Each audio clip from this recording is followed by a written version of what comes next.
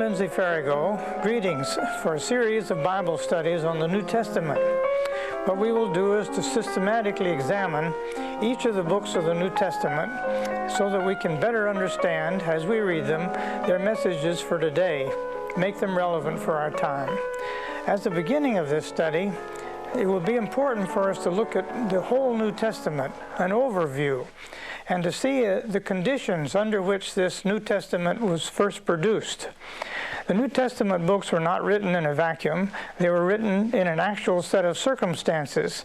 And these circumstances, once we know them, will help us to understand the meaning of the book in its original day and then apply that meaning to our own day.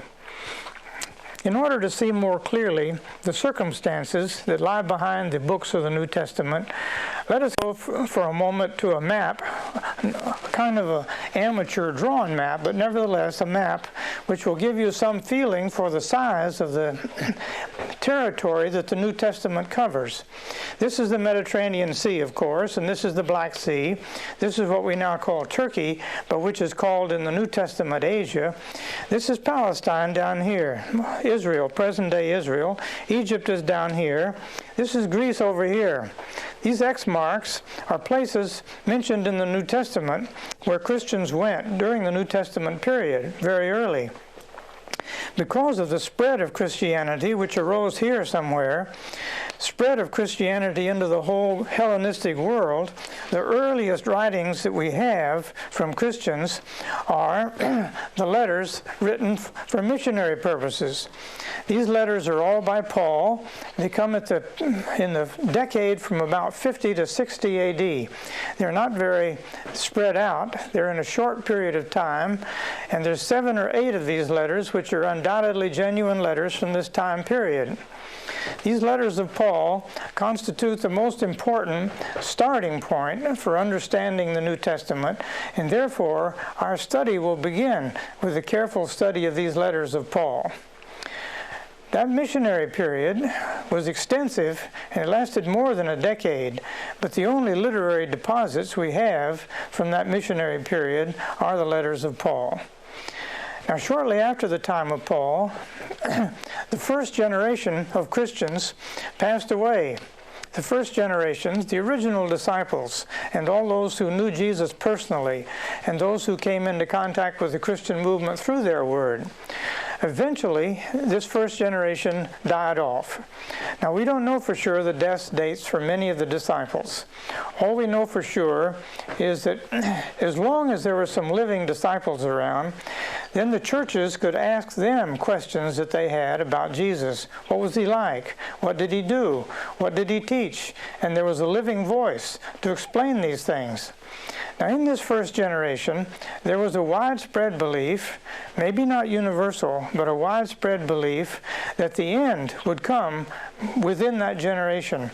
And so, if you really believed, as they did, that the end of the world and the whole coming of the kingdom of God would be within that generation, then there's no need to record anything for history, for posterity.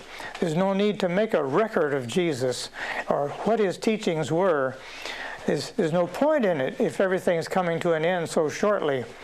But when that first generation began to die off, when it began to pass away, and there are no more authorities to consult, there's nobody to ask, what was Jesus like? What did he say? What did he do? Then the church began to realize it had better collect those traditions together. It had better write them down, because nobody knows how long the end will be delayed. And so because of the passing of the first generation, with the next group of writings in the New Testament, the Gospels. We know these as Matthew, Mark, Luke, and John. We have no idea why these letters, these Gospels, were put in the order that they're put, in the canonical order. Canonical order means the order that they're now in the Bible. It took a while for that order to be established. It was probably, but we only can guess at this, a chronological point of view that established the order. Mark is established earliest in scholarship as well as in tradition as the oldest of the Gospels, the first one to be written.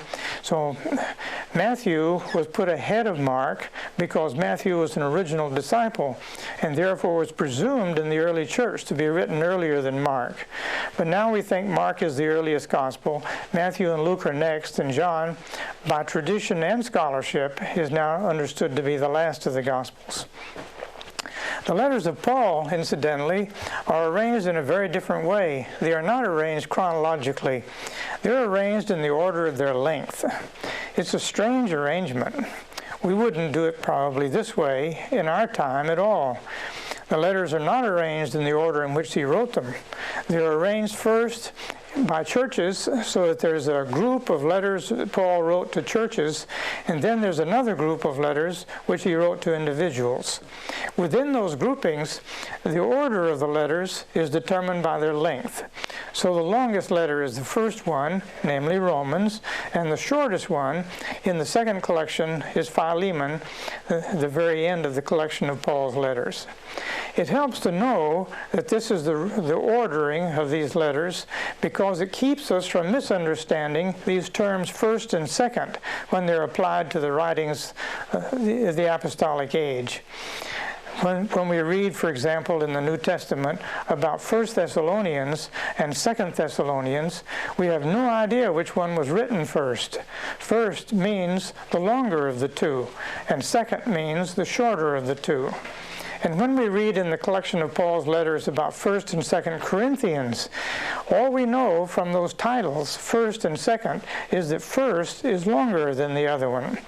We have to do internal study in these letters in order to reconstruct as best we can the order in which they were written. And that's quite a scholarly task. We'll get into some of that. So now we have two sets of writings already created in the first century. We have the letters of Paul, written to meet the needs of his mission, and then we have the Gospels, which are written to meet the needs of the church after the first generation had passed away. We know the rough dating for the letters of Paul.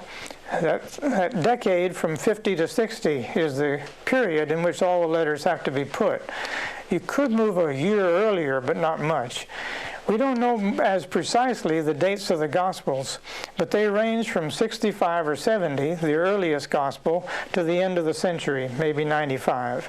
So we have a period of 30 years between 65 and 95 when our four Gospels were written.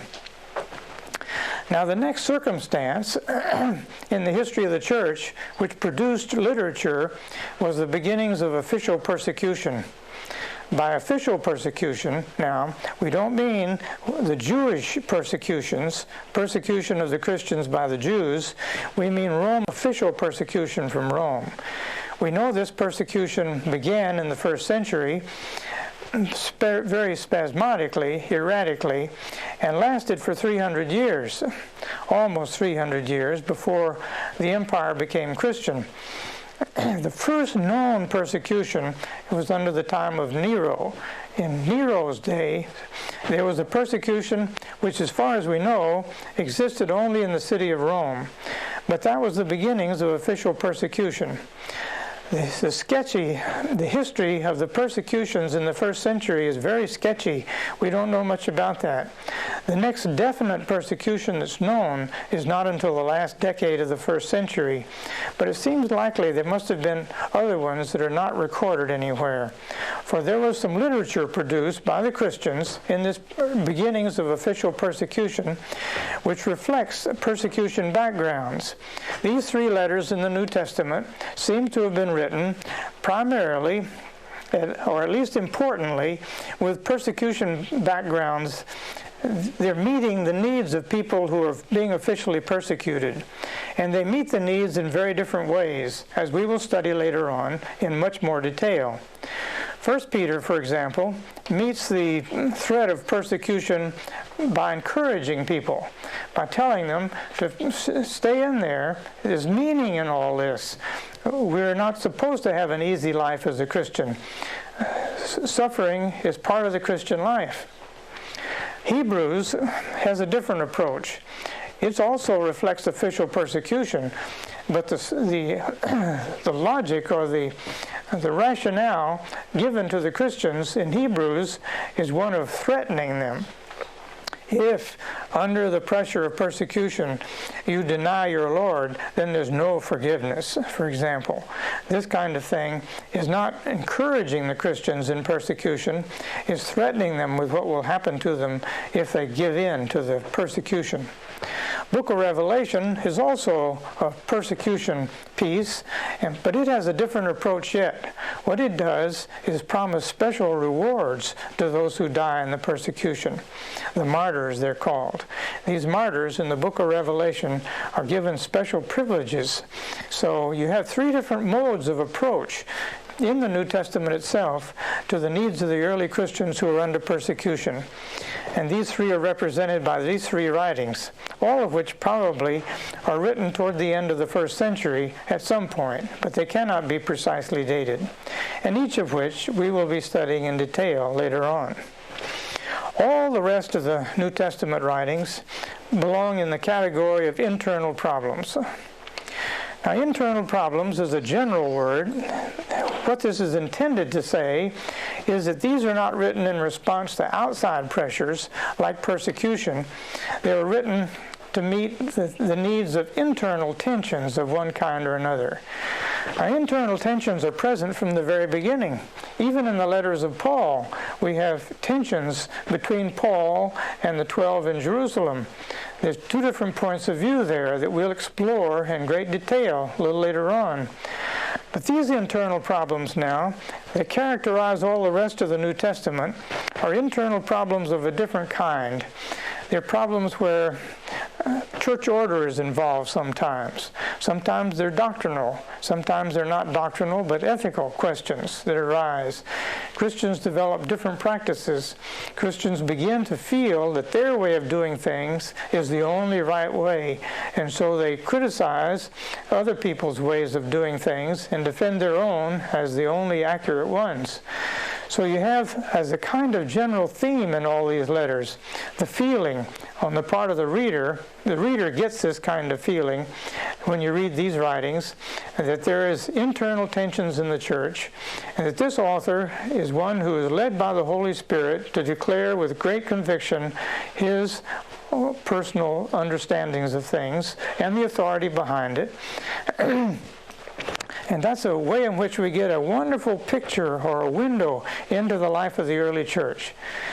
We often have the illusion that the early church was perfect, that they all got along beautifully, they harmonized well. Actually, when we study the New Testament carefully, we see that that's not the case. The New Testament church was very much like our church, a prototype of the church as it's been ever since. Humans were there, and as humans, difficulties always arise. So you have a chance to get a first-hand acquaintance with these internal problems and the way the early Christians handled them when you read these other books in the New Testament. James, for example, is concerned that the teachings of salvation by faith alone, is not sufficient, that one must be very careful to be ethical as well. And so James is very concerned to protect the importance of righteousness in the Christian life, which can be easily neglected if one believes that one is saved by grace, and therefore one doesn't have to worry about salvation that's given to us as a gift. James says, all that may be true, but all I know is you've got to be righteous. So James insists on this moral code, which was present, of course, in Christianity from the very beginning, inherited from Judaism and the Old Testament.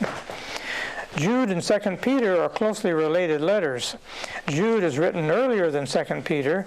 2 Peter was written as a kind of expansion of the little letter of Jude.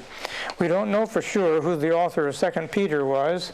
It's one of those writings which raises very critically the question of writing an apostolic writing of some kind, putting the name of an apostle on it when the apostle really didn't write it. It's one of the clearest examples in the New Testament of what we now call technically pseudepigraphic writing. That is, writing a letter or a piece of treatise or something with somebody else's name on it other than the one that wrote it. We'll have a chance later on to discuss more fully this whole phenomenon.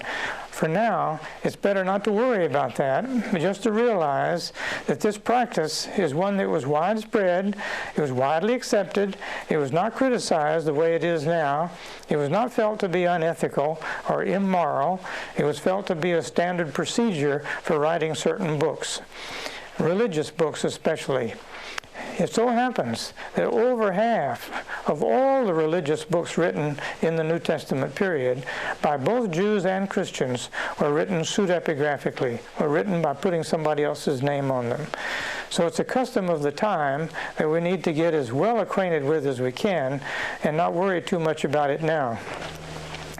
1st, 2nd, and 3rd John are little letters.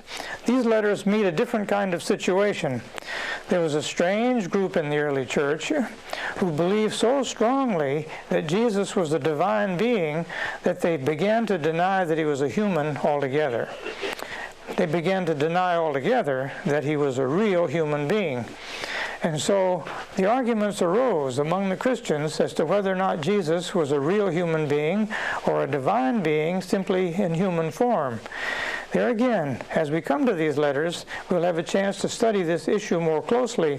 But 1 John was written primarily to counteract those who believed that Jesus was not really in the flesh, did not really have a body.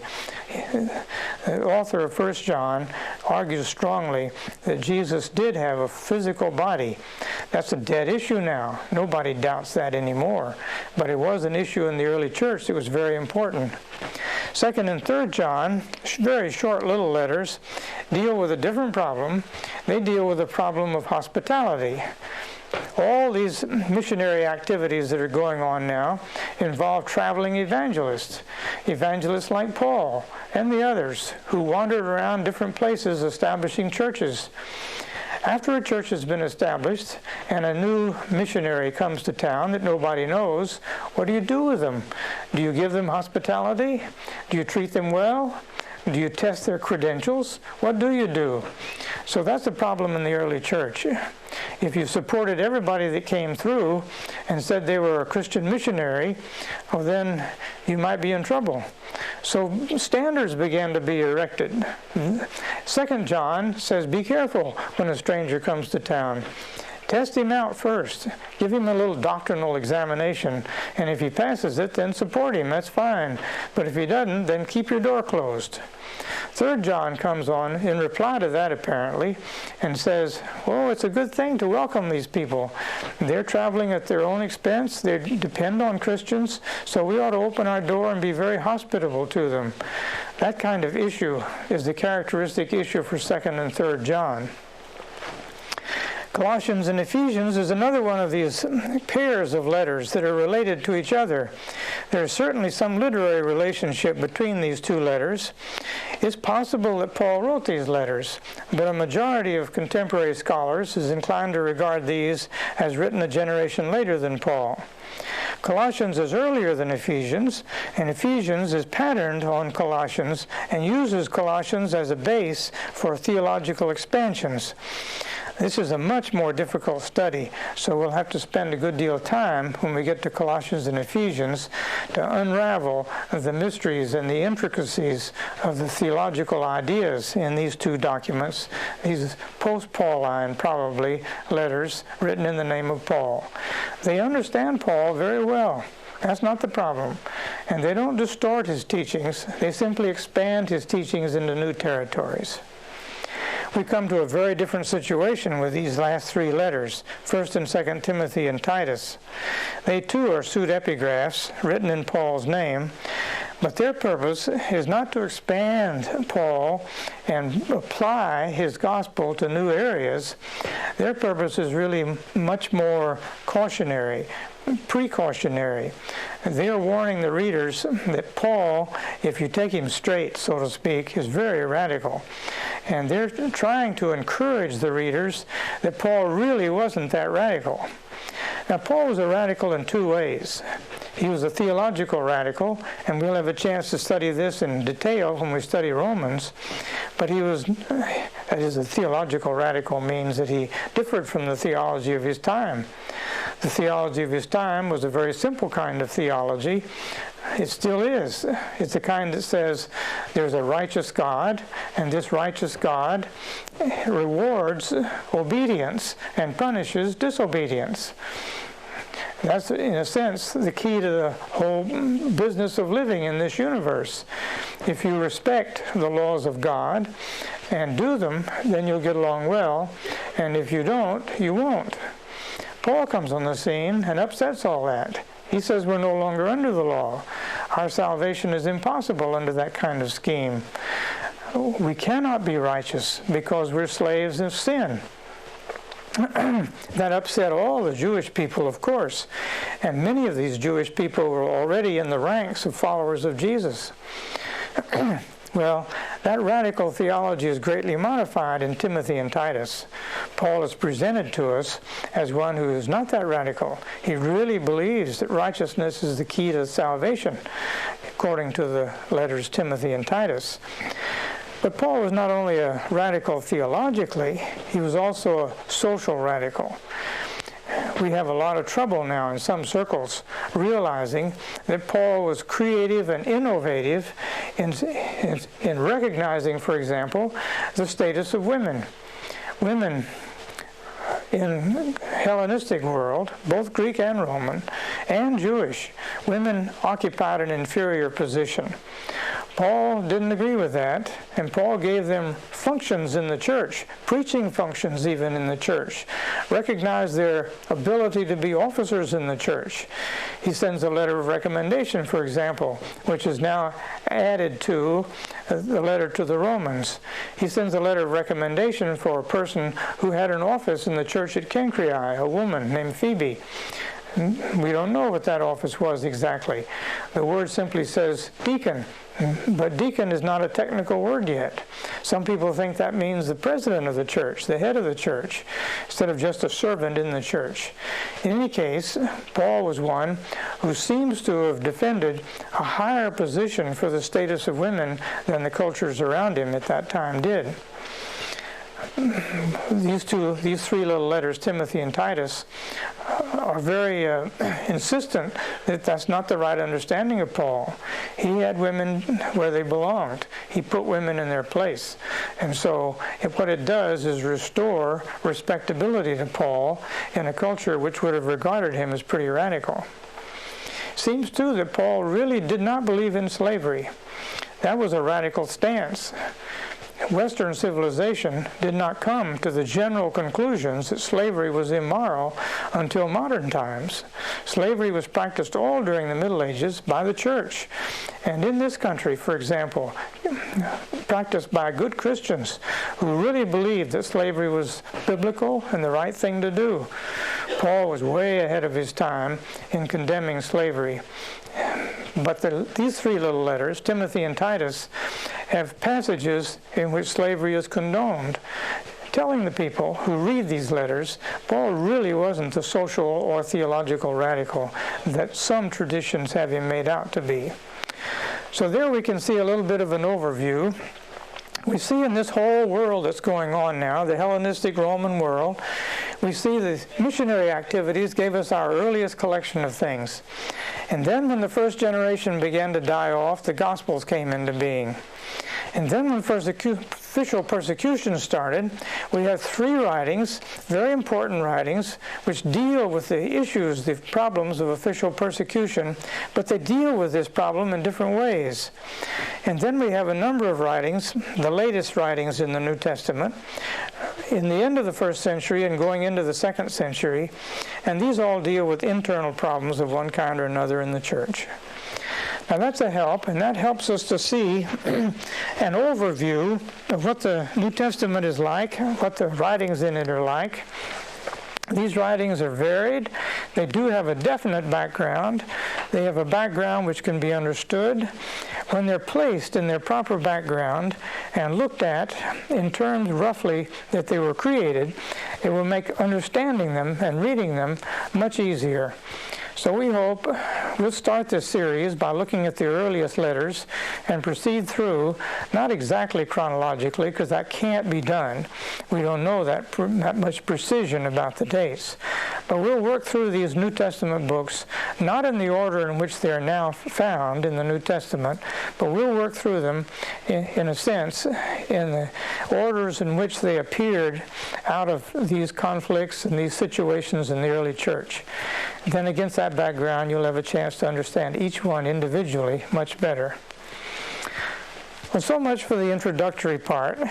I suggest now that in your own study group, you review these situations and ask yourself, discuss among yourselves, what kinds of circumstances that I've mentioned already will help you to understand these books better. Can you really see the circumstances that created these books and see this reflected in the books themselves? That will make it much easier in the studies ahead for you to proceed individually with each of these. We begin next time with a study of the earliest letters, Romans, without any effort to put these in their chronological order. We'll study these in their canonical order for a real reason. The reason is that if you wish to understand Paul's gospel, it holds together all the rest of his letters, then that gospel is most fully and most clearly presented in the longest letter that he wrote, the one to Romans. So we'll do a major effort studying Romans first to understand the viewpoint of Paul, his gospel, and then move from there to his other letters, and then from there to the other books in the New Testament. So we'll look forward to seeing you again as these studies continue. Keep your Bible open and read it with an open heart and open mind. See you then.